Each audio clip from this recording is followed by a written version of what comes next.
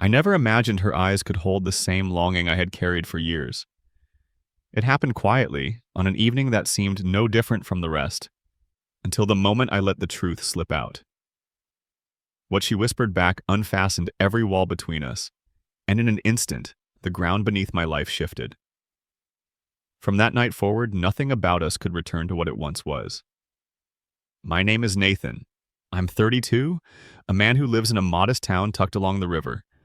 On the surface, my days are simple construction sites, project schedules, football games with a couple of friends, and the quiet hum of evenings spent in my small apartment.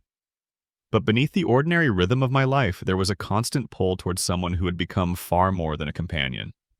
Her name is Claire, and she is 40 years old. For nearly 5 years, she has been woven into the fabric of my days. Coffee meetups, late-night movies when neither of us had plans, favors traded back and forth as if it were the most natural thing in the world. To outsiders, it looked easy, harmless. Two friends leaning on each other. But to me, every laugh we shared, every late conversation, every moment her hand brushed against mine felt like a secret I wasn't brave enough to speak. For years, I told myself she could never see me the way I saw her. She was older, sharper, seasoned in ways I could never match. And so I carried the weight of silence, convincing myself it was safer to protect the friendship than risk losing it to the truth. Yet deep down, I wondered if her lingering smiles and the way her gaze sometimes held mine a second too long meant there was more beneath the surface. I lived inside that question year after year until the night I finally asked. And what she answered changed everything. I grew up in a place that never made the headlines. A town caught between sprawling farmland and the slow roll of the river. It's the kind of place where you know which diner serves the best coffee before sunrise, where everyone waves even if they don't know your name. My apartment sits on the outer edge of it all, a 2-bedroom walk-up that overlooks a patch of trees and the water beyond. It's not much, but it's mine. On most evenings, I come home covered in the grit of construction dust, shoulders heavy from managing crews, deadlines, and the constant hum of machinery. Being a project manager means my days are full of voices and decisions, but when the sun goes down, silence fills the rooms like a second skin. I've learned to live inside routine, the gym 3 nights a week, Sunday football with a couple of old friends, phone calls with my parents when I remember to slow down long enough to answer. If you looked at me from the outside, you'd think I was steady, maybe even content. But inside, there was always this echoing space, something missing I couldn't name aloud.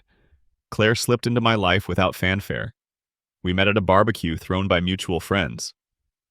A hot summer afternoon where the grill smoked and kids darted around the yard. She was standing near the picnic table, laughing at a joke I didn't hear, and for reasons I couldn't explain, I noticed her before anyone else. From that day on, our paths seemed to weave together in ways I never planned. One week it was carpooling to an airport drop-off. Another week it was a late-night movie when neither of us wanted to be alone. She became the person I texted without thinking, the one I trusted to answer when I needed help moving furniture or when I just didn't want to sit in silence after a long day. She carried herself with a kind of calm strength, the kind you only earn from years of weathering storms. Claire was sharp, quick-witted, and grounded, but behind that confidence, there were moments when her eyes revealed something softer traces of weariness, flashes of vulnerability she rarely admitted. To me, those glimpses felt like gifts. People often teased us. You two spend too much time together. Are you secretly dating? My friends would nudge me, waiting for me to smirk and confess. But we always laughed it off. I'd shrug and say, Claire's just a close friend. And she, with a playful roll of her eyes, would add, Please, I don't have the patience for younger men. She always said it like a joke, but the words stung more than I ever let on. The truth? I wanted her from the beginning. Not in some fleeting way, not like a crush that burns out.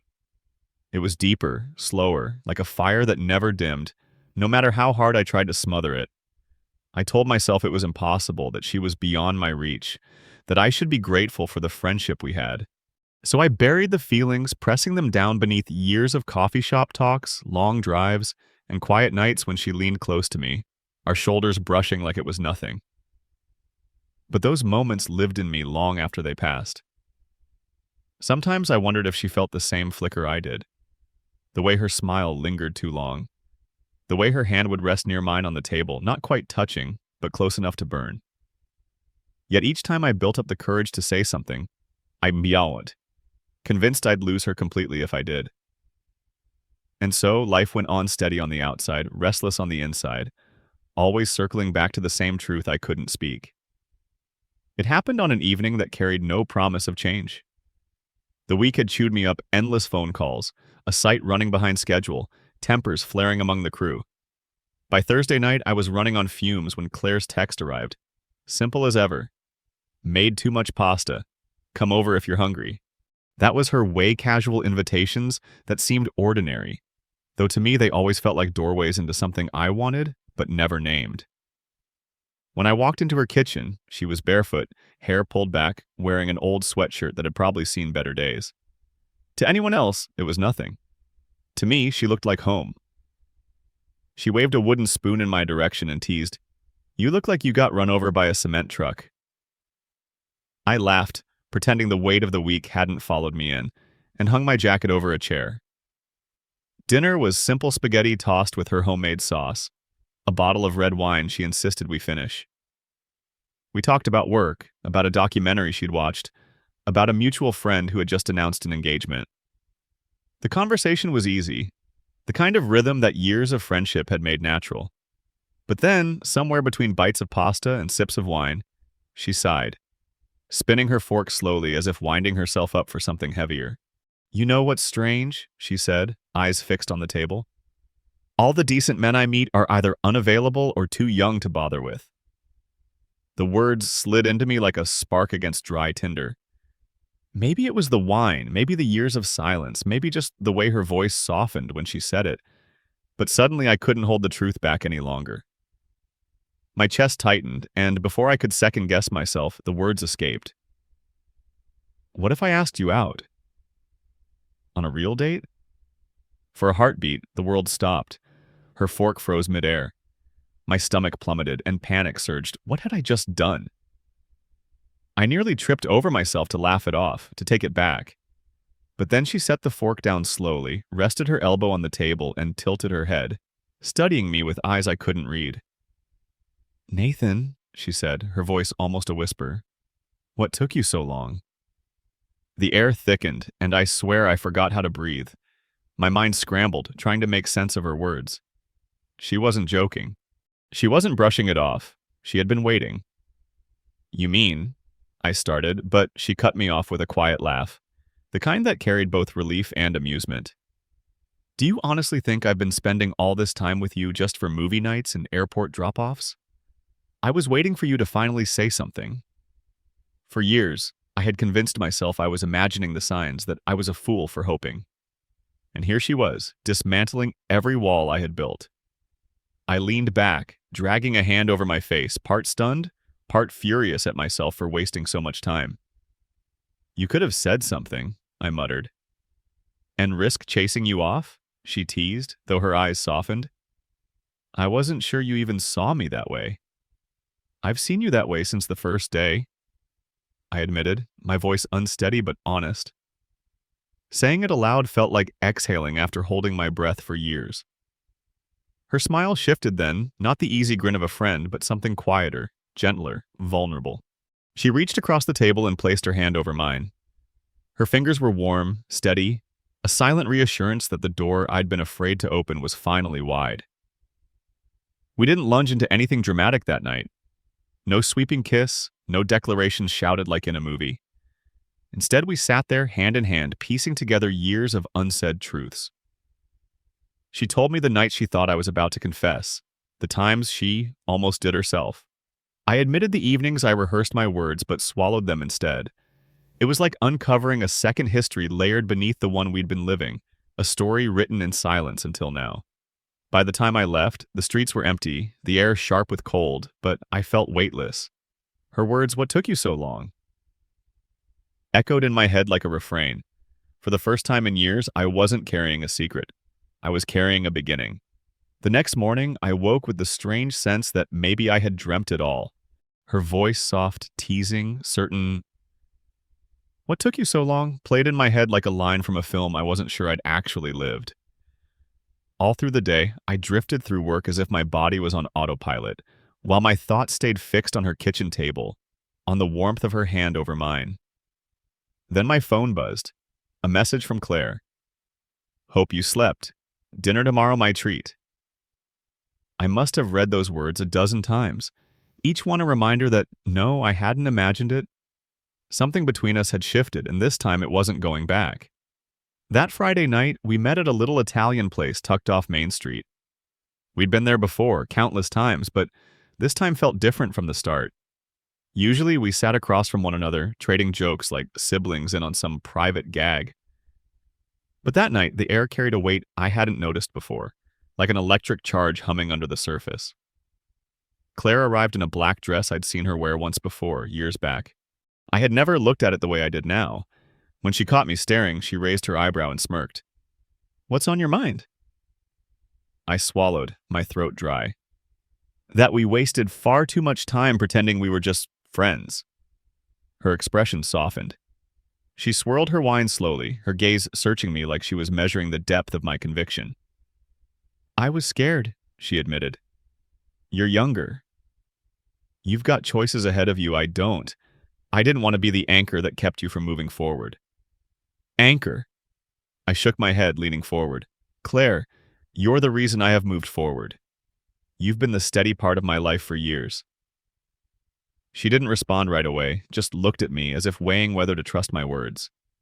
In that pause, I understood this wasn't about proving that I wanted her. It was about her believing she deserved to be wanted. The weeks that followed blurred into something dreamlike. We didn't label what we were doing, but each time we saw one another, it was unmistakably more than friendship. A new Thai place one weekend, bowling the next, a spontaneous drive to the lake where we rented a canoe and let the quiet water carry us until the sun fell behind the trees. They were ordinary things, but framed differently now.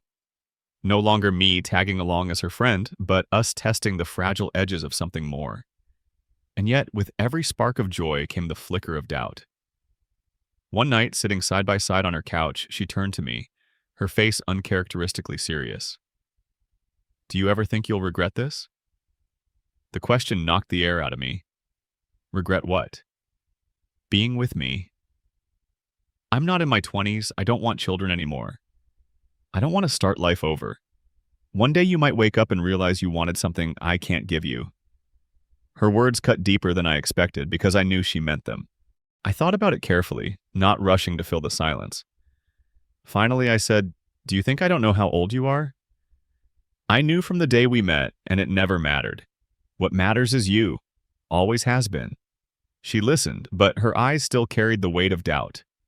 And the truth was, some doubts lingered in me too. Not about her, but about the world beyond us. Already, some of my buddies had started with the jokes. "Isn't she a bit old for you?"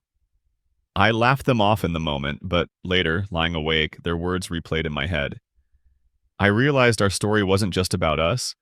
It was about every raised eyebrow, every whispered remark we'd have to face together. The turning point came one night after a concert downtown. As we walked back to her car, a group of guys about my age passed by. One of them, maybe drunk, muttered just loud enough, "Lucky cougar." His friends snickered as they kept walking. Rage surged in me, hot and instant. I wanted to turn back, to say something, to fight. But before I could move, Claire squeezed my hand. "Don't," she whispered. Her voice was calm, but her eyes betrayed the sting. Later in the car, I finally said, I hate that people see us like that." Her hands gripped the wheel. "We can't control them, Nathan. The only question that matters is whether you care more about what they think or about what we are." Her words followed me home like a challenge. By the time I kissed her cheek goodnight, I already knew the answer. I cared about her more than the noise, more than the stares, more than the doubts. But the truth lingered. We were only at the beginning of proving that to each other and to the world. For a while, it felt as though we were walking on air, new, electric, fragile, but thrilling. Every shared meal, every glance across the table carried a pulse that hadn't been there before. But beneath the glow, life waited with its quiet tests. The first real storm between us didn't come with shouting or betrayal. It arrived in the form of a clock. Claire had gotten tickets for a play she'd been looking forward to for weeks. She had mentioned it more than once, her eyes bright in a way that told me how much it mattered to her. We were supposed to meet at 7 sharp, but that Friday, a job site erupted with problems, delays, broken equipment, a subcontractor walking off early. By the time I untangled the mess, my phone buzzed with her messages. "You're still coming, right? Curtains at 7. Where are you?" I sped through traffic, but by the time I pulled into her driveway, the night was already lost. It was nearly 8:30, the play long underway. She was standing outside, coat on, arms crossed, the glow from the porch light catching the tightness in her jaw. When she looked up and saw me, the disappointment in her eyes hit harder than any words could. "I'm sorry," I said, barely out of the car. "I swear I couldn't get away." Her voice was sharp, but beneath it lay a tremor. "Do you have any idea how humiliating it feels to sit there alone while people keep asking where my date is?" That word date slammed into me. She had never used it before, not out loud. But in her mouth, it didn't sound sweet.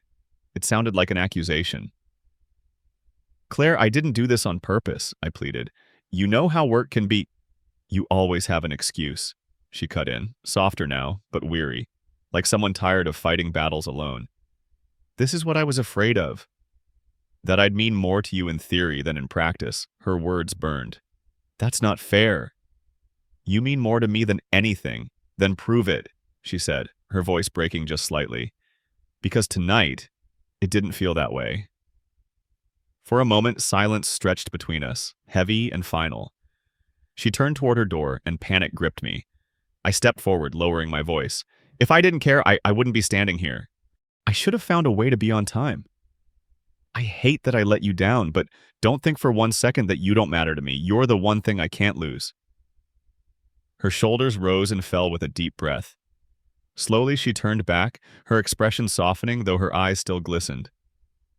"Do you have any idea how long I've been waiting to hear you say that?" I closed the distance between us, my chest tight. "Do you have any idea how terrified I am of losing you?" The anger dissolved, leaving behind something raw fear, longing, vulnerability. She gave a half laugh, half sob, shaking her head.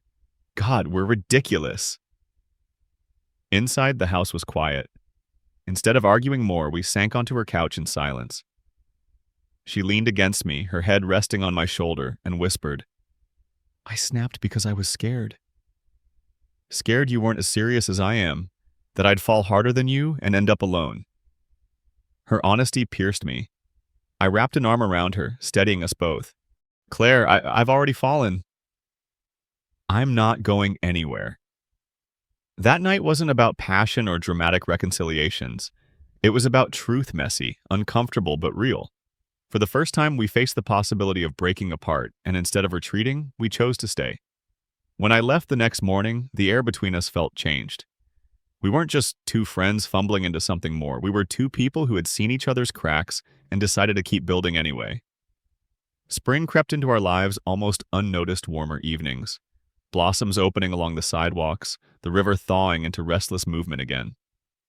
By then, what Claire and I shared had settled into something sturdier. Not flawless, not without its edges, but real.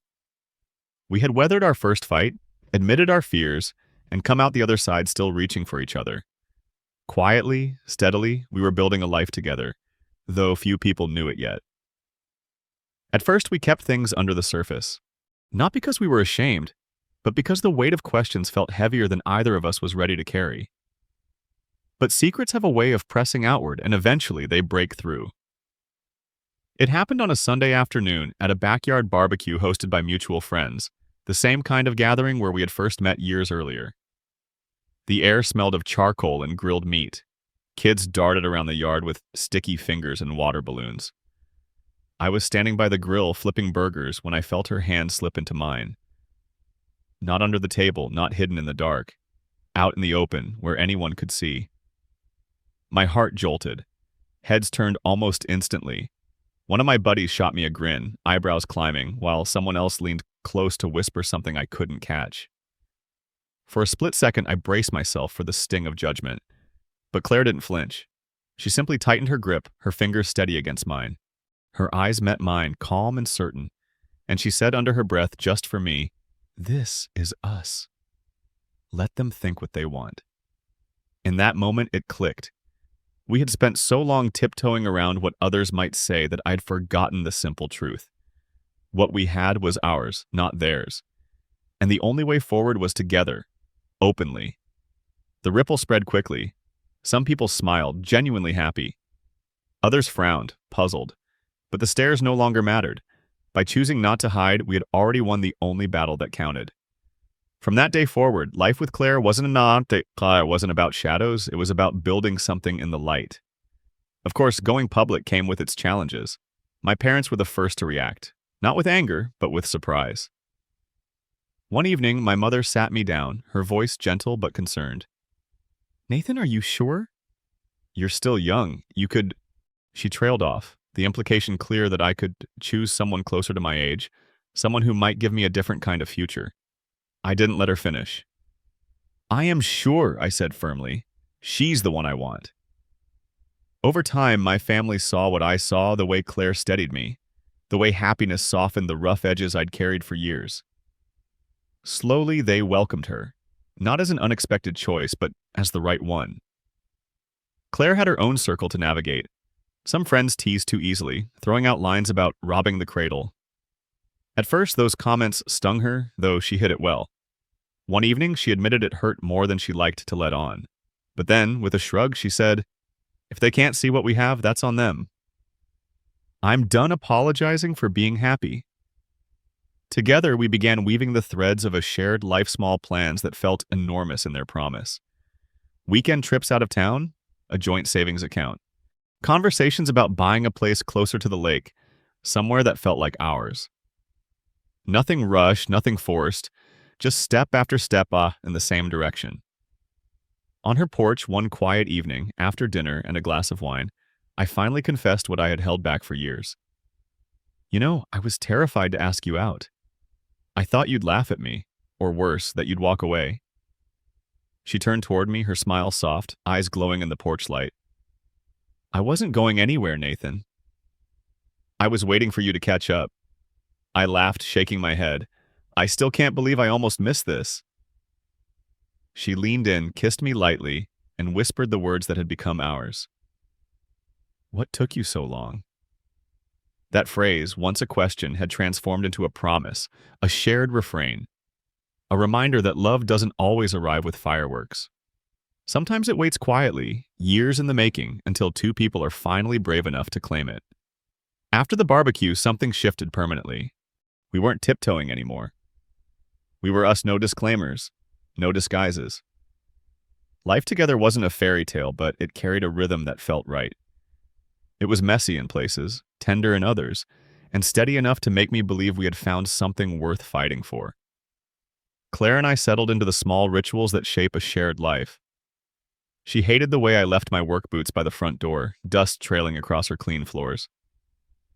I teased her about reorganizing the fridge 3 times a week, every condiment relocated like soldiers on parade. At first, those quirks seemed like friction, but eventually I realized they were the fabric of us threads weaving a pattern uniquely ours. There were nights we cooked side by side, her stirring a pot while I chopped vegetables, music playing softly in the background.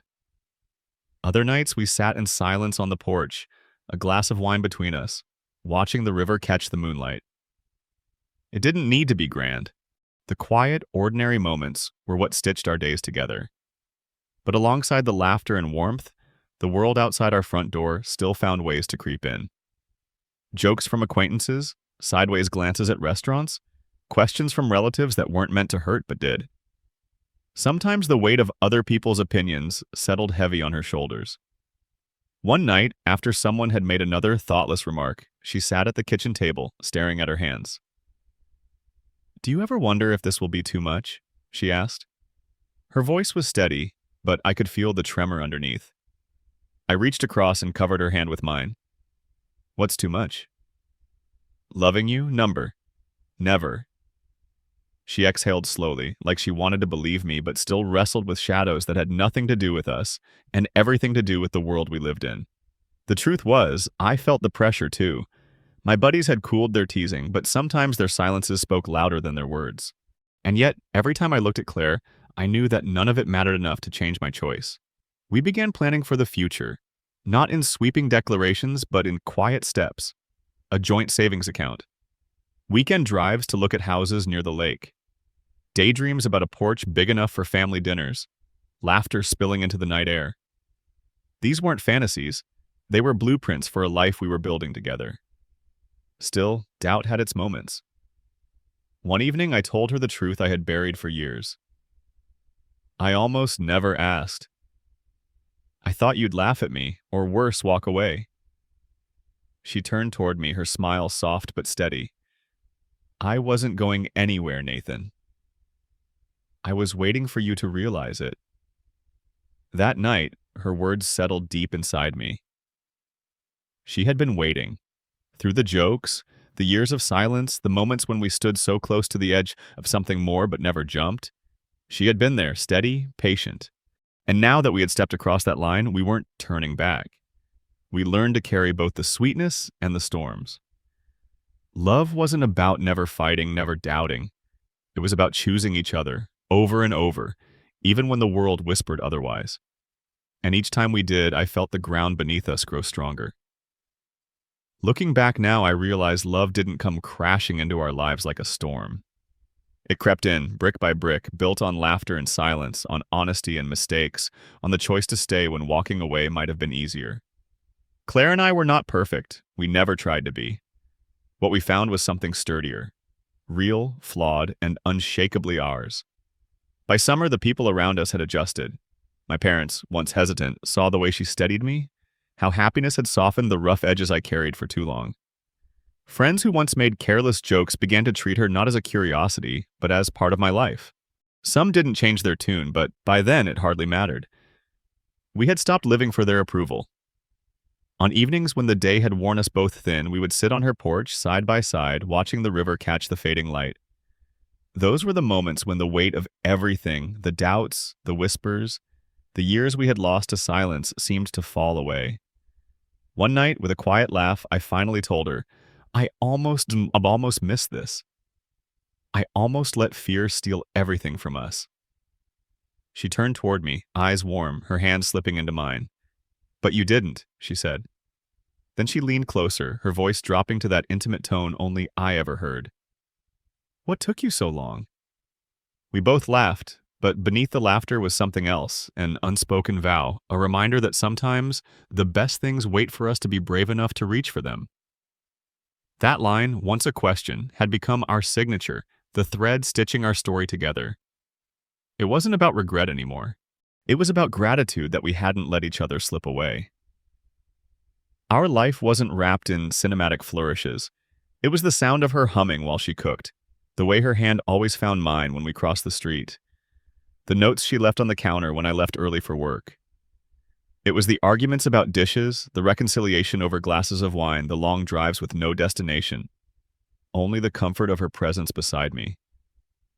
I used to think love had to look extraordinary to matter, that it had to be dazzling to last.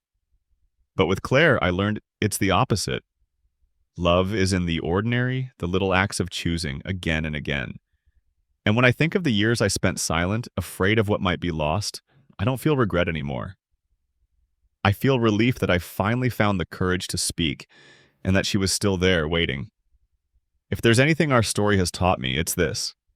Love doesn't always arrive on time.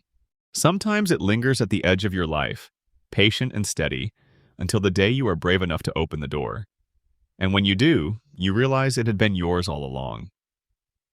That's the story of how silence nearly cost me everything, and how the simple act of finally speaking changed the course of my life. Claire and I didn't find perfection, but we found something better. A love strong enough to weather doubt, judgment, and time itself. Maybe as you've listened, you've thought of someone in your own life. The person who lingers in your mind late at night, the one you care for but haven't found the courage to tell. If that's you, let my story be a reminder. Waiting too long can steal years you'll never get back. Sometimes all it takes is a question, a whisper, a risk that could open a door you didn't know was already waiting for you. I want to hear from you. Have you ever held back from telling someone how you truly felt? Was there a moment when you finally spoke and everything changed? Share your story in the comments below. Your words might be the spark someone else needs to take that same leap. And if this story resonated with you, don't forget to like this video, subscribe for more real stories with real twists, and hit the notification bell so you never miss the next one. Thank you for being here, for listening, and for carrying these stories with me. Until next time, remember, love doesn't always arrive when we expect it. Sometimes it waits patiently, asking us only one question. What took you so long?